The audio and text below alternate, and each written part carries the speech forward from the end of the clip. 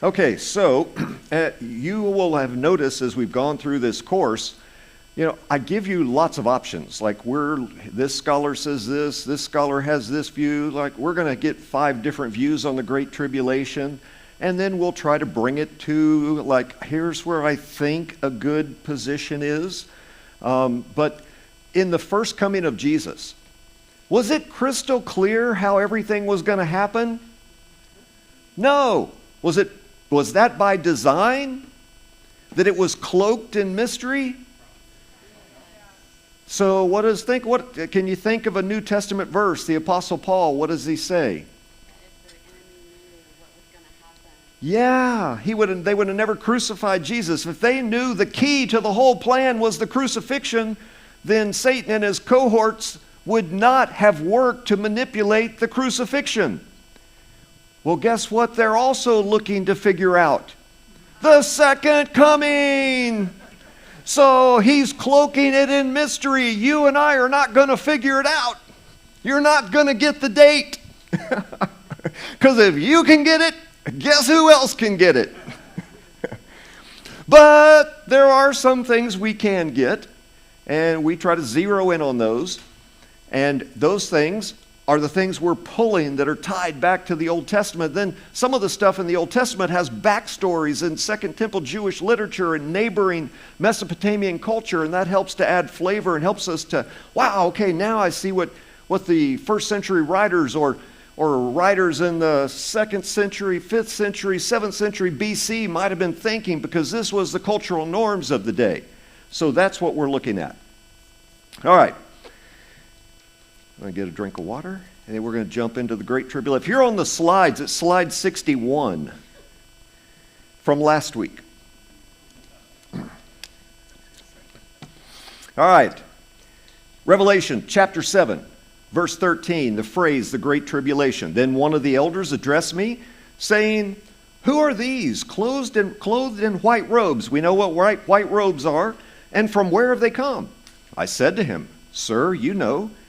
And he said to me, "These are the ones coming out of the Great Tribulation. They have washed their robes and made them white in the blood of the Lamb." So the Great Tribulation is interpreted in certain ways by certain end-time systems. But guess what? It has an Old Testament context. So we're not teaching systems. All systems eventually cheat somehow. We talked about that last week. So what are the Old Testament context? Well, it's not what you might presume it is. So the usual idea is that this Great Tribulation equals the 70th week of Daniel. Heard that before? Great Tribulation, it's the back half of the 70th week of Daniel. It's the second half. Divide the week in 2, it's the last 3.5 years. You've all heard that. But guess what? Concept of a 7-year tribulation never appears in Daniel chapter 9, verses 24 to 27, which is where you get the 70th week talk. So a 7-year tribulation is not tied to the 70th week talk. The closest that you come to it's in Daniel chapter 9, verse 25. I'm going to read it. "Know therefore and understand that from the going out of the word to restore and build Jerusalem to the coming of an anointed one, a prince." Now listen to this. There shall be 7 weeks. Then for 62 weeks, how many we have so far? Okay, 69. And the prince is coming, right? The anointed one. It says, it shall be built again with squares and a moat, but in a time of trouble. Oh, there's the Great Tribulation. Now, okay, that time of trouble is a possible reference to it. Possible vocabulary associated with the tribulation period, but notice when all that stuff's happening. It's in the first 69 weeks. It's not the 70th week. The anointed one rises, and then you have this building going on, and the building's going on in a time of trouble, and then only later does the anointed one get cut off. It's not a match. Doesn't match. So that's one problem. The other problem is the vocabulary for tribulation never occurs with the terminology for week or 7, either in the Old Testament or in the New Testament. They're never associated together. So what I'm saying is there's no textual support for that. No textual support that the Great Tribulation is the 70th week of Daniel. Daniel? Now, that doesn't mean that it can't be true.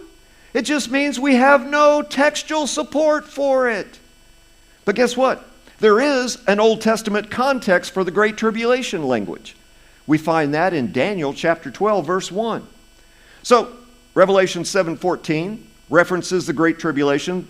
These are the ones coming out of the Great Tribulation. They have washed their robes and made them white in the blood of the Lamb. You're also going to get this language in Matthew chapter 24 and verse 21. This is part of the Olivet Discourse. Pray that your flight may not be in winter or on a Sabbath. For then there will be, what? Great tribulation, such has not been from the beginning of the world until now, and no will never be again. So this is the ultimate tribulation. So you have this language in Revelation chapter 7. You have it in Matthew 24. You have believers and martyrs on behalf of the Lamb who've gone through the Great Tribulation. Remember Revelation 7:14? These are the ones coming out of the Great Tribulation. They got the robes. They've gone through the Great Tribulation. They're glorified. They're in white robes. Their faith in the Lamb has saved them despite the Great Tribulation. Now, if the Great Tribulation is at the end of the age, right? That's what our systems tell us. In Revelation chapter 7, how many chapters in the book? 22. We're in chapter 7. We're at the end of the age. Basically, every eschatological view says that the Great Tribulation's at the end of the age. Then we're at the final day of the Lord judgment right now, which includes the great white throne, the book of life, and all that sort of stuff. And we're in Revelation chapter 7. Before the seventh seal is even opened. Like we've only had 6 seals. We're going to open the 7th seal in about 30 minutes.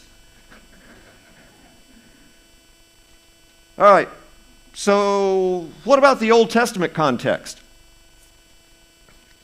Listen to Daniel chapter 12, verse 1. In light of Revelation 7 that we just read, and in light of Matthew 24 that we just read, here's Daniel 12:1. At that time shall arise Michael, the great prince who was in charge of your people, and there shall be a time of trouble, such as never has been since there was a nation until now. We just heard that such as never been. But at that time your people shall be delivered, everyone whose name is found written in the what? The book of life. All right, listen to the elements here that are overlapping with Revelation 7:13-14, Matthew 24:21. You've got an end of days tribulation. No numbers are assigned to it. It doesn't say 7 years. It doesn't say weeks. It doesn't say anything. It's a tribulation. And it's a great tribulation because the wording says it's great. Now this tribulation is such as never has been since there was a nation until that time. And because of that wording, scholars link Daniel chapter 12, verse 1, to another Old Testament passage. Jeremiah chapter 30. Oh, I didn't scroll that ahead. My apologies. You didn't get to read it with me. There it is. Read real quick. All right, now we'll go to Jeremiah. Jeremiah 37. Alas, that day is so great, there is none like it. It is a time of disaster for Jacob. That's Israel. Yet he shall be saved out of it. Okay, this is where you get the phrase, the time of Jacob's trouble, which certain end-time systems will marry to the Great Tribulation, and they consider that the 70th week of Daniel. Okay, there's definitely a connection with Jeremiah and Daniel 12:1. But there's no number that's in any of these passages. And so there's no association with the weeks of Daniel. And that's That's a problem for specific systems. But you have an end of days tribulation here. And it's great because that's the way it's worded. Never seen anything like this. Never will be again. All right, the second element is the righteous, the people of God, are delivered, whose names are found written in the book, and that's obviously the book of life. Revelation 7:13-14 gets picked up in Second Temple Jewish literature. Ancient people associated this language from Daniel chapter 12:1 and Jeremiah 37 with the apocalypse. Those are the Second Temple Jewish writings that do this. And there's a lot of agreement here in terms of ancient literature.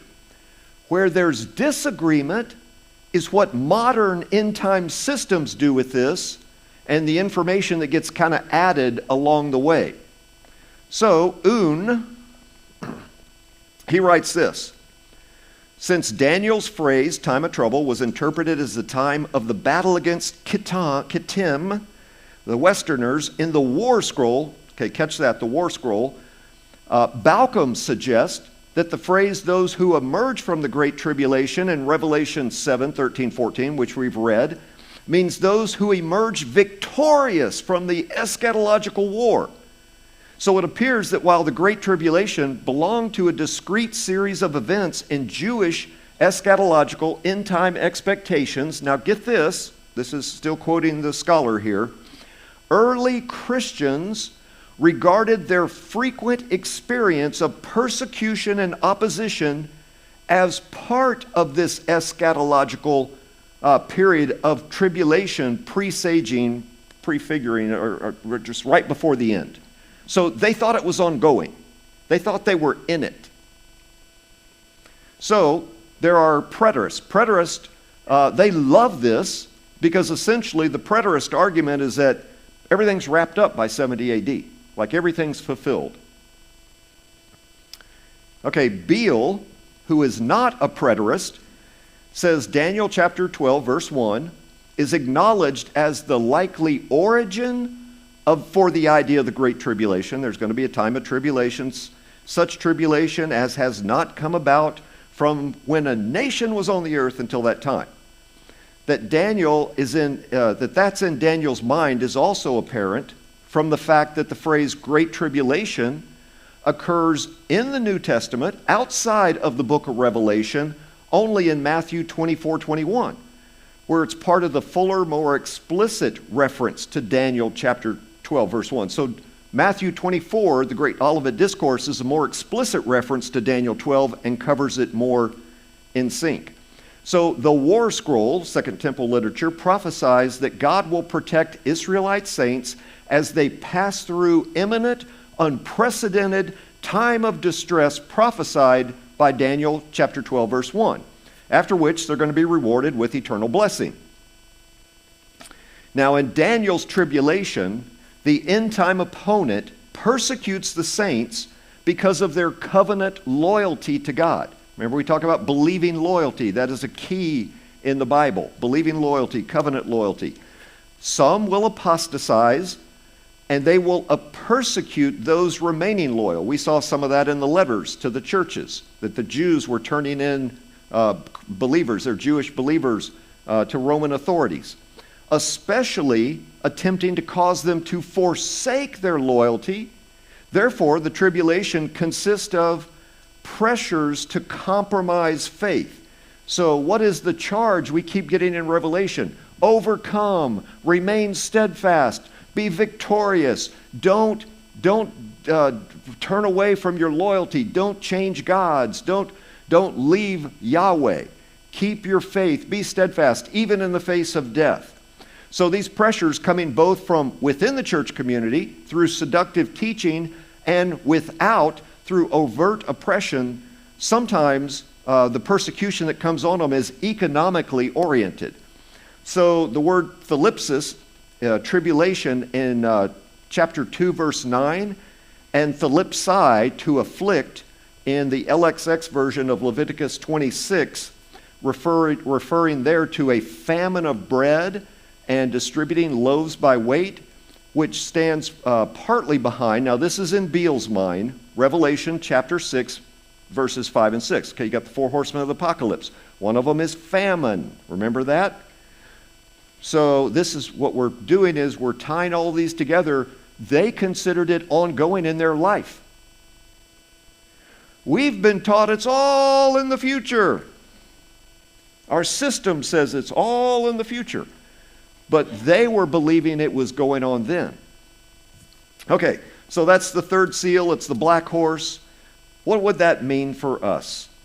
Well, at other times, the tribulation is heightened to include imprisonment and even death. Okay, famine, third seal. Imprisonment and death, fourth seal. So whatever its nature, tribulation always comes because of believers' faithful witness to Jesus.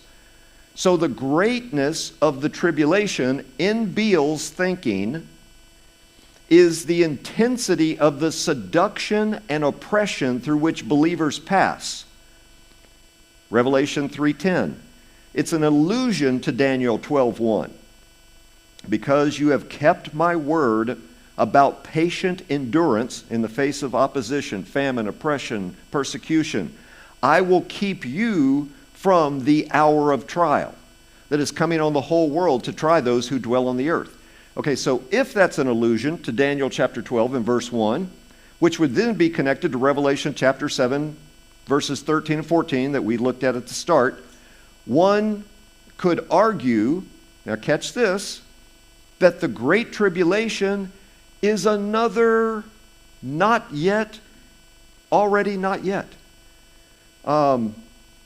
It's already started. It's not yet fully consummated. It's going to go on and intensify. And birth pangs, they get quicker, they get more intense, they get more intense. So Revelation 3 is addressed to the churches, and these guys are already, they're boots on the ground. So if Revelation 3:10, if it does refer to Daniel 12:1, then John sees it already happening. But then you're going to get some later passages where it's not yet happening all the way, right? So the tribulation itself, this great end times tribulation that people assume is the 70th week of Daniel, even though there's no textual support for it, no numbers, no weeks that are connected, it could be an already but not yet thing in the mind of the writer of John, the writer of Revelation, John. Make sense? So we've had a lot of already not yet. The horsemen are already out, but it's going to keep going. The martyrs have already started being martyring back in the first century, but there's going to be more as you go along. So that's Beale's position. Now, the author of 1 Maccabees, chapter 9, verse 27, understood that the great tribulation of Daniel 12:1, he understood it to have already begun in the 2nd century BC, even before Jesus came on the scene, as a result of the chaos produced by Judas Maccabee's death in the hands of Israel's enemies. He writes, so was there a great tribulation in Israel, the like of which had not occurred since the time that a prophet was not seen among them. So, continuing with Beale here, we have seen that the hour of testing in Revelation 3:10 also alludes to Daniel 12:1 and 10. Beale thinks they're connected, and that it appears to include the entire time before Jesus' ministry and up to his second coming. So the Great Tribulation, much like the seals, starting when Jesus ascends to heaven, he gets the scrolls, he begins opening, the first four opened all at once, the horsemen go out, it started, even then the martyrdom starts to happen, and the Great Tribulation, that time of oppression and famine and death and the pressure to deny your faith is ongoing from that time. So Beale is arguing it could be an already but not yet thing. Already the people of God are under oppression from a couple of centuries in some of the Second Temple literature, a couple of centuries BC, all the way through the first century when John's writing Revelation. So, it's already not yet. It's already happening. Believers are under oppression. But the not yet is the end, the ultimate consummation of this persecution and tribulation has not yet come. It's going to intensify. It's going to get worse. It's going to come more repetitive, more rapidly. All right. So at the very least, what can we say about the Great Tribulation? Here's what we can say with some confidence. The Great Tribulation of Revelation chapter 7, verses 13 and 14. It's certainly connected to Daniel chapter 12, verse 1 and Jeremiah 37. It's therefore linked to Matthew 24, 21. It's a time that precedes the final judgment and the return of Jesus. Remember, white robes, they're glorified, the book of life. So it's a time that precedes that. And it involves persecution of believers. So that's what we can say about the Great Tribulation for sure. There's no reference to weeks, there's no time, there's no number of years. So we shouldn't be making assumptions about those things. The Great Tribulation, so the question is the Great Tribulation the 70th week of Daniel? Who knows? Maybe it'll turn out that way. But we just don't have a text, a verse to hang our hat on that. What we can say with a little more confidence is it might be this already but not yet thing, which doesn't necessarily exclude the other, the former. But boy, wouldn't it be nice to have a text that we could go back to and an anchor we could hook into for that numerical equation? We just don't have it. So that's why different end time systems, look, if you love your system or you love one and you need this element to make it work, well, you're going to make it work somehow. They're going to cheat a little bit here and a little bit there because that's how systems work. I guess all systems do it. And if you want to divide it into an a-mill and a pre-mill, both sides do it. They just do it at different points. And you do it to make your system beautiful. And they're all beautiful till they're not, right? All right. They're all beautiful till something messes with them. And so that's one of the reasons we're not teaching systems in this. We're tying back to what we can hook to securely in the Old Testament, and it's not going to answer every question. Okay. So we have a possible connection. Now this is kind of review of all of chapter 7, so you may have to think back to last week for some of this. We have a possible connection of the 144,000 to Genesis 6, to the book of the Watchers stuff, book of Enoch. The way that it's worded, the way that it was taken in Second Temple Judaism.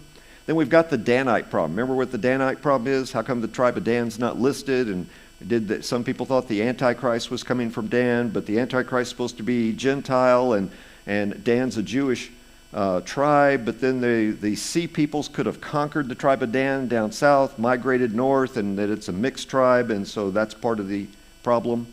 So who's this great eschatological enemy?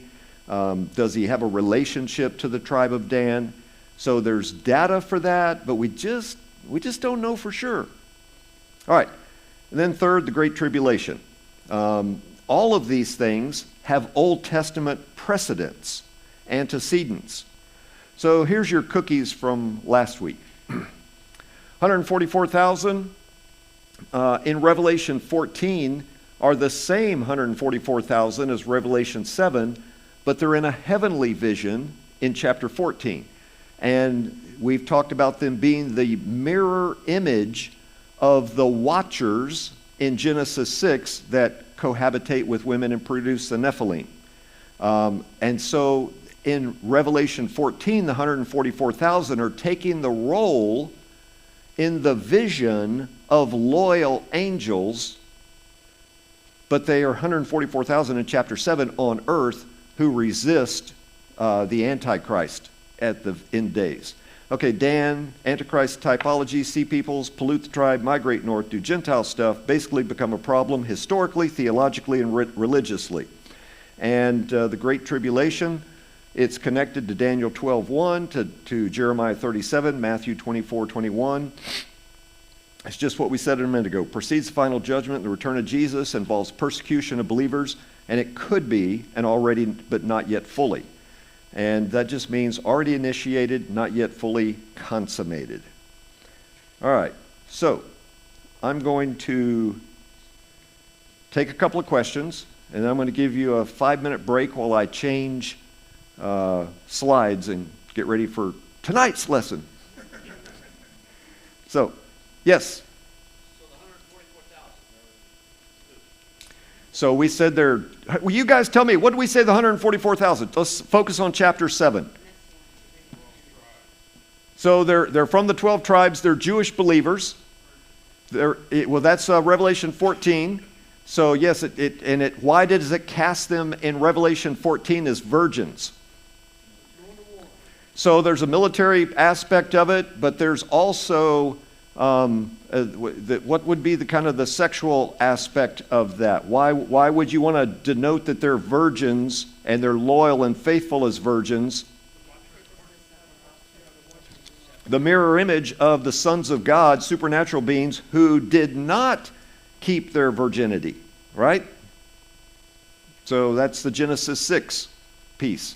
So they're the ones who remain loyal, kept their virginity, versus the sons of God who caused havoc and depravity to proliferate all over creation, and that the Messiah comes to reverse that part of Genesis 6, and that is at Pentecost with the coming of the Spirit that indwells us, that keeps depravity somewhat at bay in our lives, not totally, but sin will ultimately be destroyed. Yes, next. You're humans. But it's in a vision in Revelation 14, probably the same group, and we talked about it could be their commissioning, and they're put in the role of good angels, which prefigures our joining the divine council when we're finally glorified in the end. Does that make sense? Yes, already but not yet. You're getting it. Yeah. You're already getting it, but just not yet, Tom.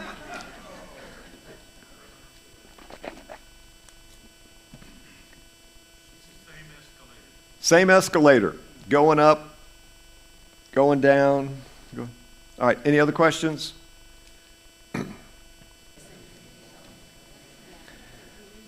So if we did have, our 10-minute opening, this would have been your 10-minute homework, but hopefully you read chapter 8 before you came, because I wasn't planning on reading this.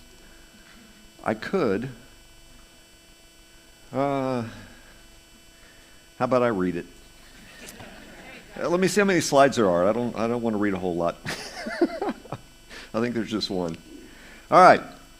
So when the Lamb opened the 7th seal, oh boy, we're at the 7th seal. There was silence in heaven for about a half an hour. Then I saw the 7 angels who stood before God, and 7 trumpets were given to them. And another angel came and stood at the altar with a golden censer. And he was given much incense to offer with the prayers of all the saints on the golden altar before the throne.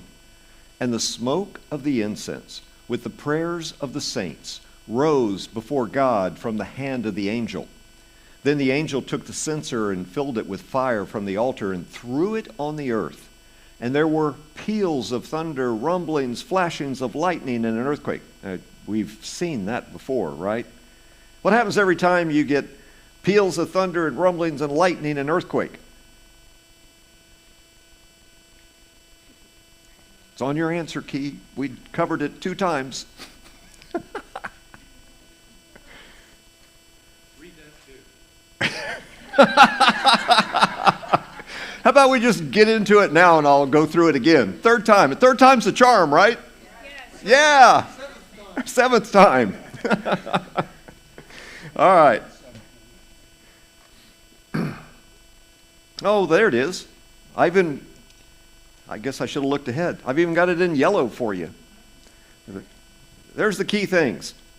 All right, so Revelation chapter 8, verse 1 has Jesus, the Lamb. He's opening the seventh seal, the final seal on the scroll.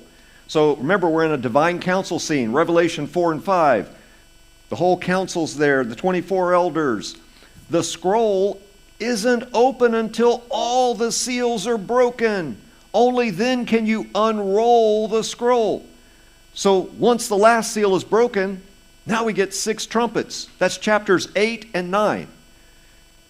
We'll start looking at the trumpets next week. So, at least the first 4 trumpets have a very obvious overlap with the plagues back in the Exodus story. Silence in heaven. When the Lamb opened the 7th seal, there was silence for about half an hour. All right, 5 interpretive options with an Old Testament context have been offered by scholars. Could be any one of the 5. I'm going to take you through all of them. All right. You get to decide which one you like. I'm going to tell you which one you should like. So one option offered by Tonstad and Charles is that there's an enforced silence in heaven so that the prayers of the people suffering on earth don't get drowned out. What might be the problem with that one? The text doesn't say it. So Charles is going to associate it with incense language. Burning of the incense was language used in the Old Testament to symbolize the ascent of prayers to heaven. So it's not a far-fetched view. You can pull this from the Old Testament. All right? Tonstad's own view is that the silence is really about the revealed identity of the Lamb. When the world finally sees who Jesus is, unmasked in all his glory. Then he quotes Isaiah 52. This is the 4th servant song in the book of Isaiah. You're familiar with chapter 53, probably more than 52, 14, and 15, but it's all part of the same song. It says, many were astonished at him. Many were astonished at you. His appearance was so marred beyond human semblance, and his form beyond that of the children of mankind. So shall he sprinkle many nations. Kings shall shut their mouths because of him. Silence. Shut their mouths. For that which had not been told them, they see. They finally see. Oh, that's who Jesus is. And that which way they had not heard, they understand. So he argues these 2 verses in Isaiah 52 depicts the silence of shock and awe. This is not the raid into Iraq. This is a different kind of shock and awe. So it's shock and awe in the face of the unexpected discovery, the identity of the suffering servant, the identity of the messianic servant who everybody thought was beaten and defeated. Tonstad says, when this detail is applied to the mystery in Revelation, the cause for the silence will not be the events that are disclosed or events still to be disclosed, whether the terrors of judgment or the prayers of the saints. He says the silence is due to the Lamb in the middle of the throne. When people causing the suffering are awakened to the fact that the Lamb that was slain is now the holder of power, it's going to be an eye-opener. And he says when human and cosmic reality is held up to what he is and what he reveals God to be, they're just going to be at a loss for words. So again, that's his interpretation. But there's no absolute textual connection back to Revelation 8 or from Revelation 8 to Isaiah 52. I mean, you can make the connection. He's trying to do that, but there's not a connection back with the words. All right, third option. Here, Un says silence signals the eschatological return to primordial silence. that the world shall be turned back to primordial silence for 7 days as it was at the first beginnings. At least according to some pseudepigraphal literature like 4 Ezra. So the idea is that this is a reversion to the chaos that preceded the first creation. The Spirit hovering over the waters before the creation, drawing land out. So all this apocalyptic stuff is happening to the earth, and it's just as though the earth is just being taken apart. It's destroyed. It's Ragnarok, if you want to borrow a Norse language, or Thor, whatever your pleasure is. Everything is decreated. Tonstad says that's worth considering. And then he's honest and he says, well, the weakness of this view lies in the fact that the text says nothing about a reversion to the silence that preceded creation. So there's no specific textual hook back into Genesis 1:2. Fourth view. This is where Un lands. So this is his view. Silence must be maintained in the presence of God, particularly during certain phases of the liturgy. Silence was very probably maintained during the incense offering in the Jerusalem temple cult. Cult just means their religious activities. So you've got this incense, you got an altar reference, we've got prayers. So he looks at Revelation 8 as being part of a ritual liturgical process, and he takes that back to the Old Testament, and he observes that in Psalm 62:1 and Habakkuk 2:20, and in some Second Temple text, the priest in the Jerusalem temple serve in complete silence. So Un thinks that this is the most convincing view. Another guy, Molina, lands there as well because of all the Old Testament parallels. All right, here's a fifth view. This view is represented by Beale. And I'm going to suggest this view makes the most sense with the addition of one of the others. So this one hooks deeply and securely back into the Old Testament.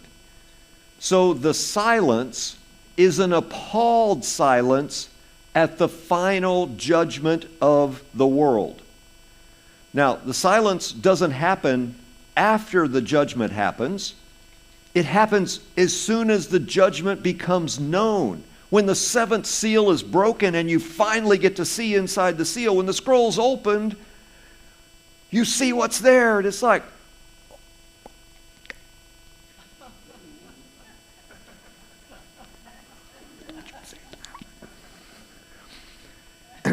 so when the scroll is open, what ensues in the trumpet judgments is the contents of the scroll. And when it becomes known, there's an appalled silence at what's going to happen to the world. There's shock. So Beale writes this: silence is used in a mundane, non-theological manner, especially in context where someone has chosen not to speak. But the Old Testament also associates silence with divine judgment. Idolaters who die abide in silence. There's a reference. Those who persecute God's people are judged by God and consequently sit in silence in Sheol. There's another psalm reference. There will be a primeval silence at the end of history when all earth's inhabitants die, immediately before the final judgment. So I did a sermon on 2 Peter, I don't know, maybe it's a year ago now. Nobody gets out alive. An overt eschatological hope is formulated whereby the wicked are silenced in darkness because the Lord will judge the ends of the earth. So you can see this has secure Old Testament roots. Put lots of verses up there in blue. That's the little blue stuff I made small so it all fit on one slide. But it's in your slides. Especially relevant are Habakkuk 2:20, Zechariah 2:13, in which the Lord is pictured as being in his holy temple in heaven. Okay, that's where this scene is in Revelation. And from which he executes judgment on the ungodly. Now, in the Old Testament context, it's on Babylon. Habakkuk 2, Zechariah 2, that's the context, Babylon. Babylon's going to become the enemy later in the book of Revelation. So Beale says the setting's the same. Babylon is used for the one upon whom God is going to take judgment. Babylon's going to be destroyed. Beale continues, the response, or, let me make sure I'm on the right slide for you. Yeah, the response or anticipated response to the judgment in these two texts is that all the earth and all flesh stand in silent awe.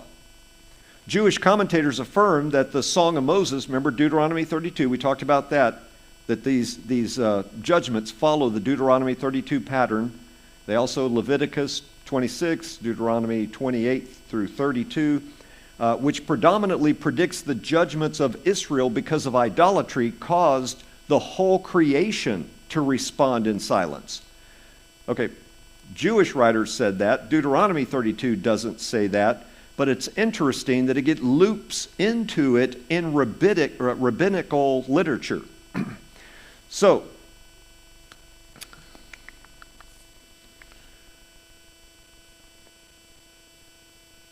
the idea is that this judgment will produce this appalled silence. All right, let's keep going with Beale. Temple imagery is evoked again in Zephaniah 1:7, where people are said to be silent because God is about to slay them, like the cultic sacrifice, religious sacrifice. Cross-references Zephaniah 1:11. All the people of Canaan will be silenced. These three announcements of judgment from the minor prophets are perceived by their writers as cosmic, eschatological, end-time expectations as implied by the pregnant word all. Still trekking with Beale here. The silence in Revelation 8:1 is probably drawn from this Old Testament background. This means that it cannot be taken as emptiness, but represents judgment or impending judgment. So this view probably does more justice to the Old Testament context. And what I also like is the primordial decreation element. There's a pattern, it's called paneling. So we had the first decreation event that comes in the flood. Then you've got the 10 plagues on Egypt in the Exodus as another decreation event. There's sin, there's judgment, decreation, recreation, and a newness. So you have that with the flood. You have it with Israel coming out of Egypt. Chaos, it's brought into chaos. Egypt it's decreated. They come through the waters of the Red Sea, and then they go to paradise. So it's a recreation. This is going to be the ultimate decreation event with a recreation into a new global Eden. So, in this view, the contents of the scroll are essentially the rest of the book in terms of judgments. That's Revelation chapter 8, verse 2, all the way through Revelation chapter 22, verse 5. So, after this last seal is broken, we're going to find out what's going to happen. Okay, that's a view. Earlier we said, remember, we're never told what's in the scroll. But he's trying to figure out, this might let us know what's in the scroll. So it's a opinion. We're not told definitely this is the contents of the scroll. So it's an apocalypse.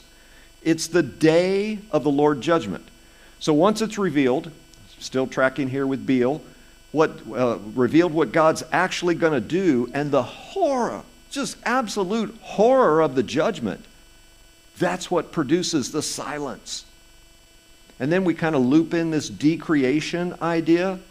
It's going to be returned to primordial chaos. Then God's going to reorder everything in a brand new creation, just like he did in Genesis 1. So that mirroring and bookending of Genesis 1 and Revelation 22, that kind of makes a lot of sense. So, there is no specific text that goes from Revelation 8:1 back to Genesis 1:2. It's very true, but if you look at the result, If you look at Revelation 8:2 through 22:5, this would be the decreation in preparation for the recreation, the new global Eden. So it's the descent back into chaos by virtue of God's judgment. Then what's left in the book of Revelation past 22:5 is the recreation of the new Eden. Go back and look at the first Eden. Prior to Eden, you had a primordial chaos that God had to bring into order. So conceptually, it kind of makes sense. So I think this is the best explanation, is that finally, the seven seals broken, seeing the contents of the scroll, seeing and knowing the horror of the coming or the final day of the Lord. Remember, it's already but not yet, but the final day of the Lord is probably what produces the appalled silence. And that would be irrespective of whether the remainder of Revelation is the contents of the scroll or not. All right, who are the seven angels? So verse 2 and verse 6, you get these seven angels. Then I saw the seven angels who stand before God, and seven trumpets were given to them. Okay, in Second Temple Jewish literature, you get two listings of archangels. Sometimes there's seven, sometimes there are four. So commentators have been inclined to see a connection here. Beale and McDonough write, the seven angels may be identified with the seven well-known archangels of Jewish apocalyptic writings. A second option is to identify them with the seven guardian angels of the seven churches back in Revelation 2 and 3. So angels as divine agents executing the plagues follows the trajectory of biblical and Jewish tradition. The angels that were appointed by God to perform the judgments against Egypt, especially at the Red Sea. Now, we talked about this in detail. We're going to talk about it a little bit again, that it's the 9 plagues that the angels carried out, not the 10th plague, not the death of the firstborn. But I don't think it makes sense to align the 7 angels of the churches meting out judgment. Here, the guardian angels of the churches and the ones meting out judgment doesn't make a lot of sense. So aligning these 7 angels with the ones in chapter 2 and 3, those angels aren't dispensing judgment. The church is actually the one suffering in chapters 2 and 3. So they're really not in a position to mete out judgment. God is, but they're not. So I think the 7 can also point to the complete thoroughness of the judgment. Remember, 7 is the number for perfection. So it could just be there's 7 because of the thoroughness of the judgment, the completeness of the judgment, the perfection, if you will, of the judgment. It's the day of the Lord. It's going to be finally done and done to the end. So when it's over, not going to be anything left. It's a total decreation. And the number 7 can communicate that. I also think there's a connection to the Exodus story, angelic agents being agents of the plagues.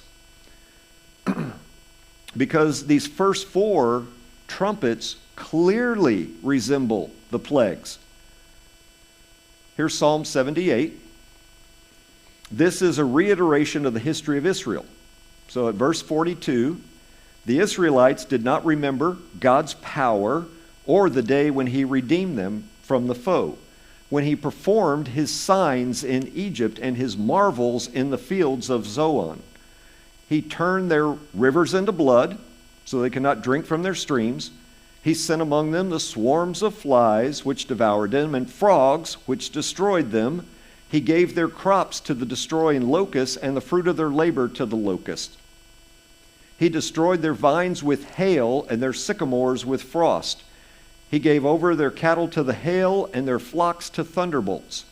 He let loose on them his burning anger, wrath, indignation, and distress, a company of destroying angels.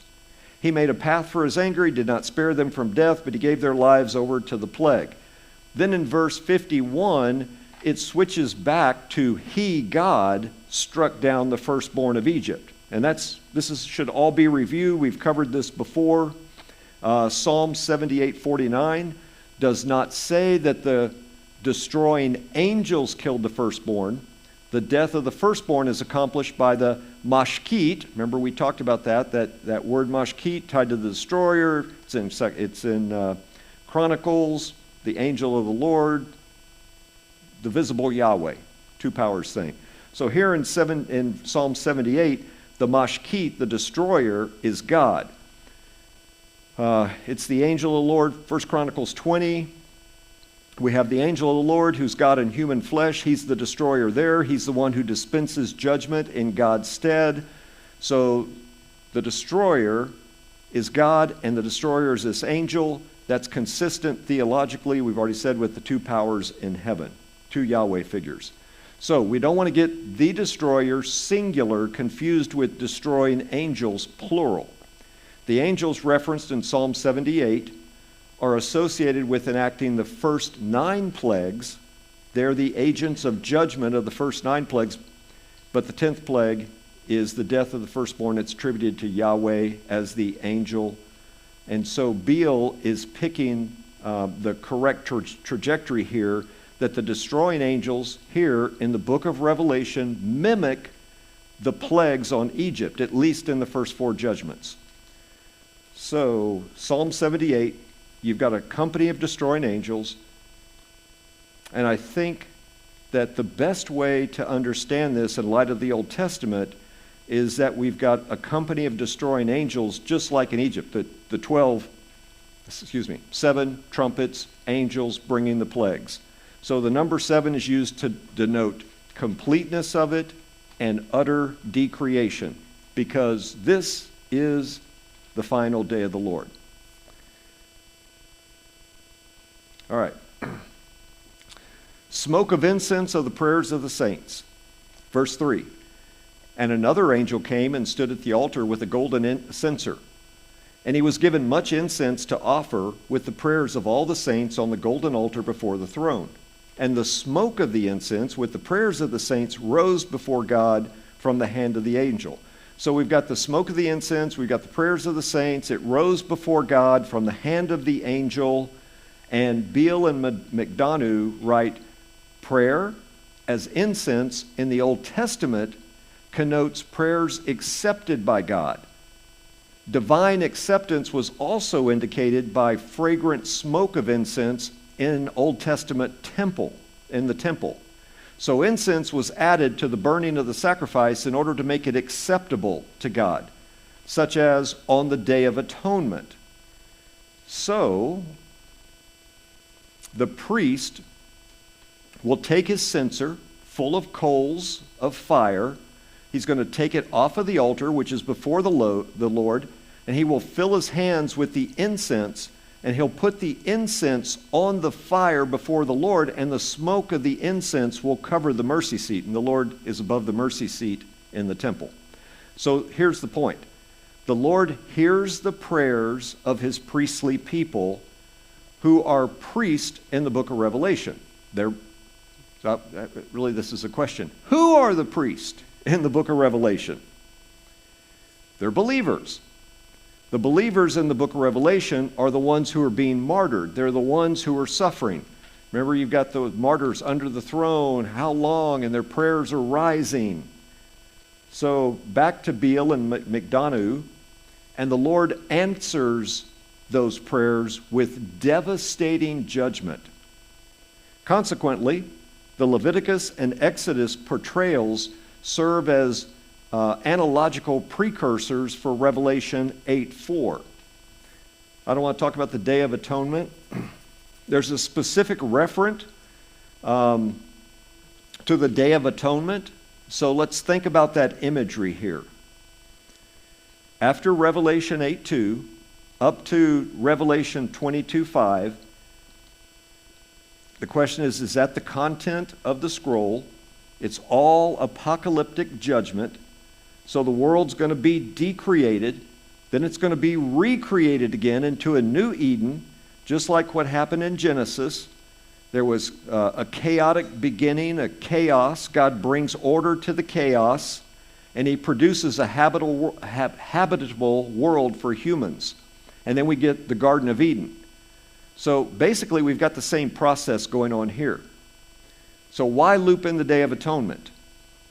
Okay, we've talked about this before, but we're going to talk about it again. So this will be your second time to go through it.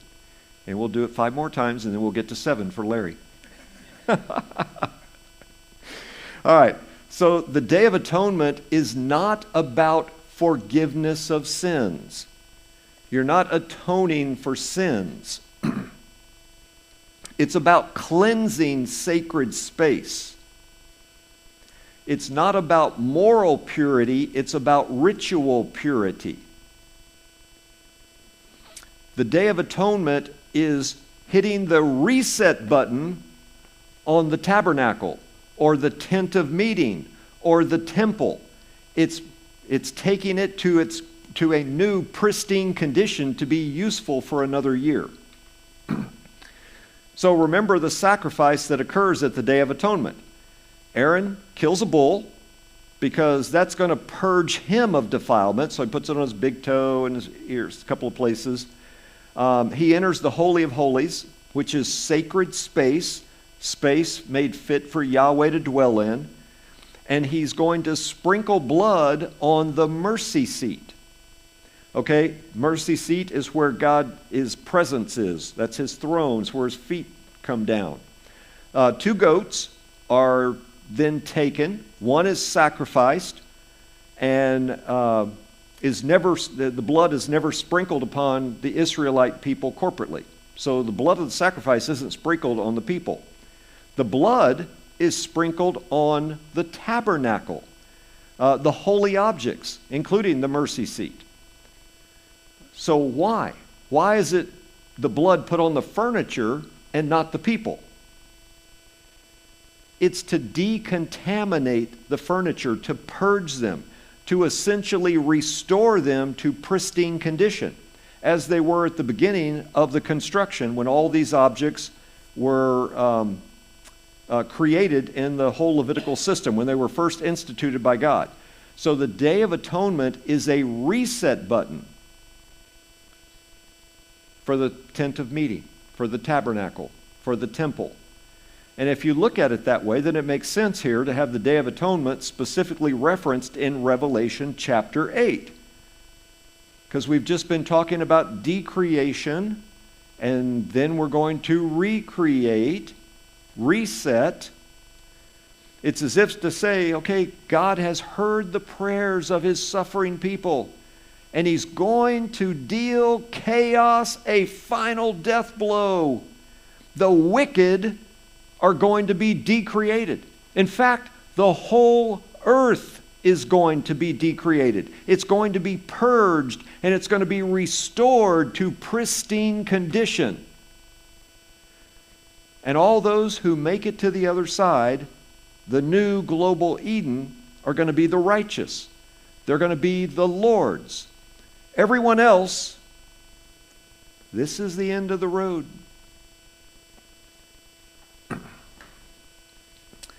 So you have everlasting life for the righteous and everlasting death for the unrighteous. So there's a clear demarcation point right here. So when you emerge on the other side, you get the new Eden. And it's as if there had been no fall, no evil. It's a total reset. It's kind of like your sins tossed as far as the east is west. He remembers them no more. We don't remember the old. Total reset, brand new. Reboot your computer, it doesn't remember what things were open before. Fresh start. It's Eden as it was intended to be. So using the imagery of the Day of Atonement is a good way to communicate the point of the reset. And yes, it's gonna be awful. In fact, it's going to be so horrifying. There's silence in heaven for half an hour. But on the other side, Everything's going to be restored and renewed to what God originally wanted it to be. So these hooks back into Old Testament themes and passages, whether it's Exodus or Leviticus, they're important ideas for communicating this. And the company of destroying angels takes people's mind back to the plagues in Egypt, which was a precursor to what? There was a decreation event through the plagues and a recreation through the Red Sea to get into paradise, into the promised land. It's to take your mind back to the deliverance of God's people. So all these themes are important to cast what's going to happen in imagery associated with the judgment of the gods of Egypt. Now, Egypt was the major force and source of chaos in the life of God's people. So chaos, I'll come to you in just a second, and the gods that helped to create it are destroyed. They're dealt with. They are judged. And God's people are going to be delivered. So that's one set of images. The other set of images is the Day of Atonement. Total reset. Reboot. Okay, question. So you could say that the hooks to the Old Testament references kind of help legitimize or authenticate the book of Revelation. Yes, I would definitely say that, but they also help you understand the point that John's trying to get across as he relays this image. Because remember, he saw an image. I mean, he had a vision. Now he's thinking, how do I relate this to my people? Oh, well, they know this, and I know this, so I'm going to tie it back to this to help them get the point of what I saw. Yes? The whole earth is going to be decreated, not the entire universe. It's up for, it's a question. That's a question. So, probably we'll have many more times to talk about this. Because we've got to go through trumpets, then we got to go through bowls, then we got to go through Armageddon, then we got to go through Gog and Magog. We're going to talk about it at least 4 more times. So I'll look into that specifically. We get to decreate the whole earth over and over and over in the already not yet view. Okay, I got a question. If it's going to be restored to pristine condition, then do we need to be concerned about global warming? Well, your sin's going to be dealt with. Do you need to worry about sin now, if it's going to eventually be dealt with? I'm being snarky with that, but I think we need to do the best we can. We need to give people a foretaste of the coming kingdom. We should be the best workers. We should give people a perfect picture of what redeemed people are to look like. Yeah.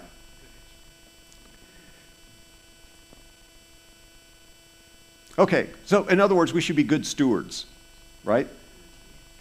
Stewards of money, stewards of time, stewards of people, stewards of vocation, stewards of everything.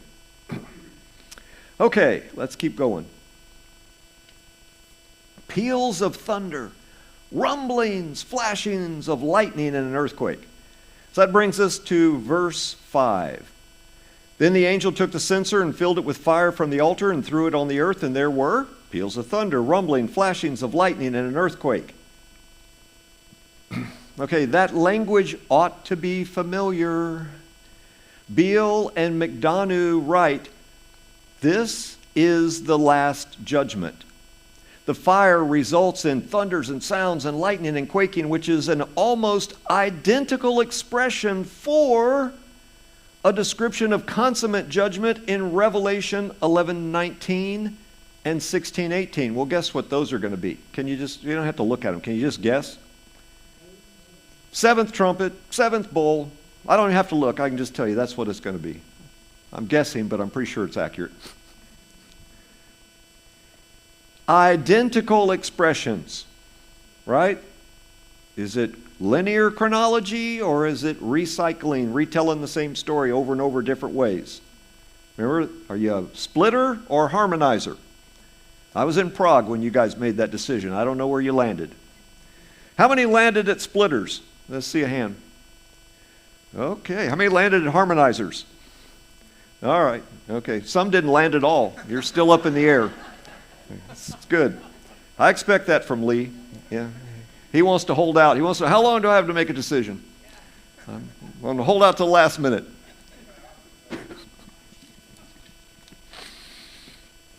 This fourfold metaphorical chain of cosmic disturbance has a precedent in the Old Testament, where it also refers to divine judgment. Look at the passages he references. Exodus 19, 16, 18, also Psalm 77, 17, and 18, Isaiah 29, 6. And guys, we covered this one in this class. Exodus 19 ought to just be ringing bells. Sinai. We've seen this language in association with the presence of God. It's in your answer key. It's in your cookie sheet. God showing up at Sinai. Beale and McDonough continue, since the formulaic phrase concludes the series of trumpets and bowls, there we go, by referring to the last judgment, the same formula here likewise must conclude the series of seals. In Revelation 11, 19, 16, 18, you're going to see the same language wrap up the series of trumpets and the series of bowls.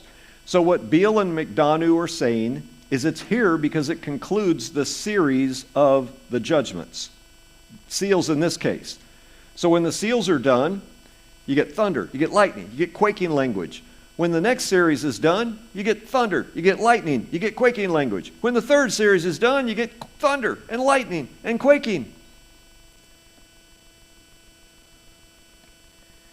Beale and McDonough, the Sinai theophany of Exodus 19:16 is partly in mind in Revelation 8:5, since it's part of the illusion, if not a primary part of the illusion. And then earlier in Revelation 4:5, and virtually identical phrases in 4:5, 8:5, 11:19, 16:18 are all Sinai allusions. The portrayal of Revelation 8:3 through 5 is modeled to a great extent on Ezekiel chapter 10, verses 1 through 7. There, this is Ezekiel, you have an angelic figure stands in the heavenly temple and is told to fill your hands with coals of fire from between the cherubim, that's the altar, and scatter them over the city, which is Jerusalem. This comes immediately after the narrative of Ezekiel chapter 6, in which the angels are commanded to slay all the unfaithful in Jerusalem, upon whose foreheads the angel did not place the protective mark. We covered that last time. So we've been through all that before in Revelation chapter 4. So you've got Day of the Lord imagery. You've got it married to Sinai imagery, because this is the way to communicate God's presence, the wrath of God, and God being the agent behind all of this. It's God. He's seated on the throne. In Sinai, it's on a mountain. It's a heavenly temple. It's a heavenly abode. Sinai was the earthly abode on this particular mountain. So John, again, is wanting to communicate all these same ideas. The deliverance of the people preceded by the judgment of the gods of Egypt, the judgment of chaos, the deliverance of his people. And in the Old Testament, what does God do with his people at Sinai? He makes a covenant with them. So with this same Sinai imagery, thundering, lightning, quaking, God's saying, I'm not your enemy. He's the one who loves them, and he enters into a covenant with them. So the people are scared. Lightning, thunder, quaking, rumbling, but they enter into a covenant with him there. So by looping all this in, it's reminding us that God is remembering his covenant. He's heard the prayers of the people. He's going to do it all over again. He's going to judge the agents of chaos, whether they're human or supernatural. He's going to decreate everything. Did it at the flood. Another picture of decreation, the plagues on Egypt. And then he's going to recreate. And he will remember his covenant. He will remember those who are His, those who kept their believing loyalty, who overcame, who conquered, the overcomers. And they will emerge once the reset button, Day of Atonement reset button, is hit on the other side in the new Eden. So, Revelation chapter 8, verses 1 through 6, sets up not only all this decreation stuff from this point on to early part of Revelation chapter 22, but it also sets up what follows, that the vision of the New Jerusalem, the New Eden, the global Eden, the new earth, it sets all this stuff up thematically for us. All right. First 4 trumpet judgments. We've said this a few times. They're essentially the plagues of Egypt all over again. So we're winding down here. There's just a little bit more, but I'm just going to tease you with a couple of things.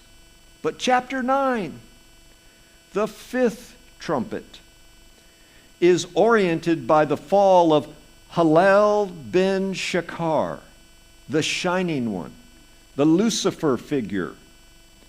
Also, the judgment of the watchers in the abyss. So I sent you an article, 2 articles on that out of Reversing Herman. There are lots of demonic imagery in the last 2 trumpets.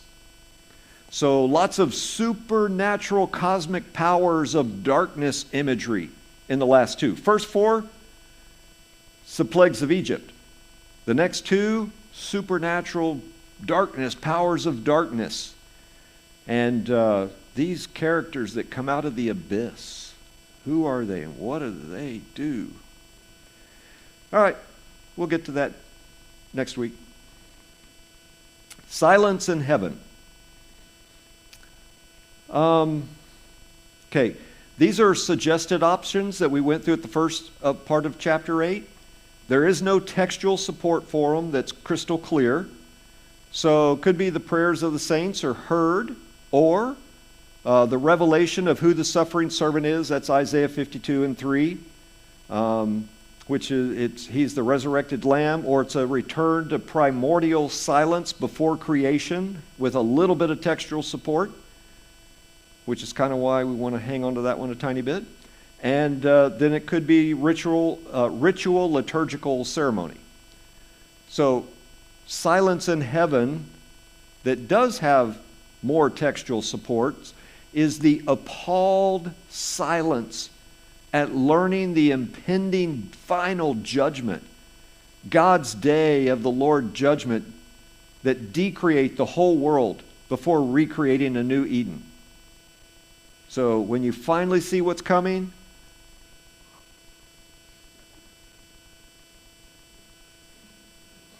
eyes just get bigger and bigger. Scroll contents. Okay, we're never told specifically this is it. We're just saying it could be that Revelation 8:2 to 22:5, these Day of the Lord judgments, this decreation event, is the contents of the scroll. That's tied to the previous one where if that's the appalled silence, it would make sense, right? But we're not told specifically that it is. 7 angels, a company of destroying angels tied to Psalm 78. 7 represents the completeness of the judgment, destruction, the utter decreation event. So it could be one, could be the other, could be both. The smoke of incense with the prayers of the saints. These prayers are accepted by God, and He's going to respond. He's going to respond to our prayers. The Lord hears the prayers of His priestly people. Remember, we're in white robes. We've been redeemed. We've been made part of the divine council. Now we're His angelic priesthood, in a sense, divine priesthood, because we've been divinized. We'll talk about some of that later. These are the ones being martyred, the ones who are suffering. And so the Lord answers with devastating judgment. Day of Atonement, it's a total reset button. It cleanses sacred space. Eden was sacred space. It was space fit for God to dwell in. That's why he walked in the cool of the garden with Adam and Eve. And supernatural beings were there. When we get to the new Eden, we'll all be together again. Supernatural family, human family that won't be human anymore because flesh and blood don't inherit the kingdom, but we'll be divinized in a sense. We'll be like Jesus. We'll be like the stars in heaven, not just numerically, but ontologically in a sense. So, Day of Atonement cleanses sacred space. Earth is going to be purged. It's going to be restored to a pristine condition. Peals of thunder, rumblings, flashings of lightning, and earthquake. It's conclusion of the seals, conclusion of the trumpets, conclusion of the bowls. That's why I've kind of shifted my view to this recapitulation, a recycling of the same story over and over and over. It's one of the maybe 20 reasons I shifted my view from chronological, linear. So God's going to remember his covenant with his people and absolute, complete divine judgment, the wrath of God. So this thunder, rumblings, flashings of lightning, earthquake, God's going to judge the agents of chaos, whether human or supernatural. He's going to decreate everything. He's also going to recreate, and he'll remember his covenant. Looks like I said this almost same thing twice. Well, you needed to hear it twice. Larry, 7 times. All right. And just in the precursor to what's coming next week, trumpet judgments 1 through 4, modeled on the Exodus plagues. It's a new Exodus. It's a deliverance for God's people. Trumpet judgment number 5, the fall of Halal bin Shakar, the shining one, the Lucifer figure. So we're going to cover the back half of chapter 8 next time, and I hope to cover chapter 9 as well. And then we will be done for the semester, because next is Thanksgiving. And so we will start back up, and we just had a planning day today for the next quarter. I'm just going to take a survey of you guys. That doesn't mean I'm going to do what you say. I'm just going to take a survey. I just want to know what you think so I know if I want to disappoint you or not. So here's your options. Start in February or start in mid-January. That's the two options. So we're going to stop after next week, and you're going to have several weeks off. We will do 21 days of prayer like we have the last 4 or 5 years, and we'll have a all-church event on the opening Sunday, the final Sunday, and we'll do one midpoint, which will be on a Friday night. I think it's January 17 maybe. So if we start in January, we would start like January 16 or whatever that Thursday is. I don't have my calendar open. So if we don't start then, we'll start 2 weeks later in February. So I want to know your quick thought. Who would like to start earlier in January so we finish earlier? Okay? And now let's see the February ones. Start later, finish later. All right, earlier it is. We'll see if you get your way or not.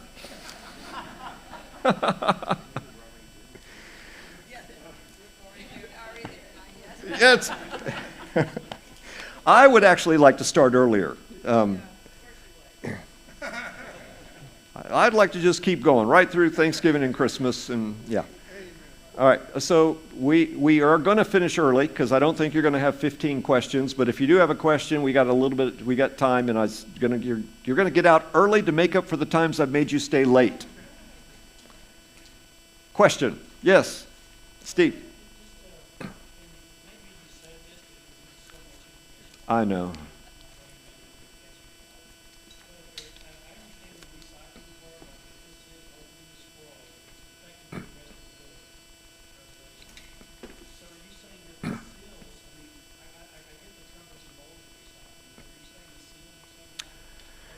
So you could have linear chronology and then recycling, which would be we're getting to the 7th seal, but as we get into the seals and the bowls, we're going to see that some people in John's day thought those things were happening because the fifth seal, 5th trumpet, 5th bowl is about martyrs.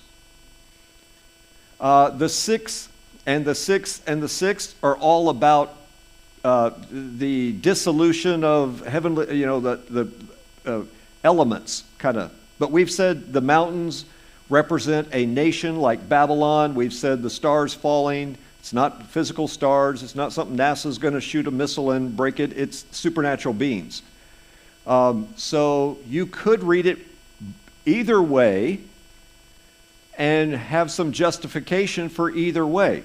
So let's go back to what I said at the very start of the class. If this were easy to figure out, guess who would figure it out? Yeah! The prince, the prince of the power of the air, the rulers, the authorities, the, spiritual agents of wickedness. They'd figure it out. We're not going to figure it out. Don't tell. If you figure it out, Jim, don't tell. Keep it a secret. Don't put it on video so everybody knows it and then post it on YouTube. Yeah, don't put it on Twitter or X or whatever it's called now. All right. Yes. Somehow, we as believers who remain faithful to the Lord will make the transition from this life to through the tribulation times, through the deconstruction to that, into the newly recreated event. I'm starting to wonder about what that is going to feel like. Yeah. So Ken's question was that if you're in the actual day of the Lord, the end time, that literal day of the Lord, last day of the Lord, how do you make it through that transition? What's it going to feel like? 1 Corinthians 15, in the moment, in a twinkling of an eye, we'll all be changed. What's that going to feel like? I don't know. It's probably going to be pretty euphoric. I don't know. I'm guessing it'll feel pretty good. Or maybe it won't. Maybe it'll feel pretty bad. But it's in a flash, in a moment, in a twinkling of an eye. So if it's really bad, it's quick. I don't know too many are going to make it to that point. I think there's going to be a lot of pain before that. Yeah. Here. Go. Okay. How does God answer the prayers of the saints? Total deconstruction, the total decreation, the total judgment. I don't understand those things. Prayers are we want revenge for what was done to us. They're imprecatory prayers like in the Psalms.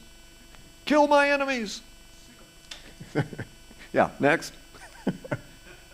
So Daniel didn't get how the prayers were tied to decreation. It's like, how long, Lord? Maybe the prayer is just how long till Jesus is going to come back. And Jesus doesn't come back till it's time to decreate and recreate. So it could be tied that. There could be multiple ways it's tied together. Right, is the Day of Atonement the same as Yom Kippur, which you were talking about? I plead ignorance. I have no idea. I'd just be lying if I said yes or no. I don't know. Maybe. Somebody know? I like sticking with Day of Atonement. I know that one. I don't know. Sounds good. I don't know. Somebody will Google it and they'll let us know. Over here? Somebody had their hand up over here? No? All right. Lord, there you go. It is. Well, Lord, thank you for this evening, and thank you for each one here and just their passion that they have to know you, to know your word. And Lord, what we need to have branded on our hearts is what you want us to take out of this. And that is, Jesus is not coming back till the times of the Gentiles are fulfilled. And that happens when the last Gentile's saved. And that happens when we're faithful, when we stay on mission, when we are overcomers, when we stay steadfast, when we return to our first love and we share the goodness of the gospel of Jesus with those who are far from him. And yes, sometimes it means persecution and suffering on our part, but you took up your cross for us and you've told us to take up that cross each and every day. And if we have to suffer any effects of a cross, physical, mental, relational, or even in death, we will come through on the other side as overcomers. And so, Lord, give us the boldness and the courage to do what you've called us to do. In Jesus' name, amen.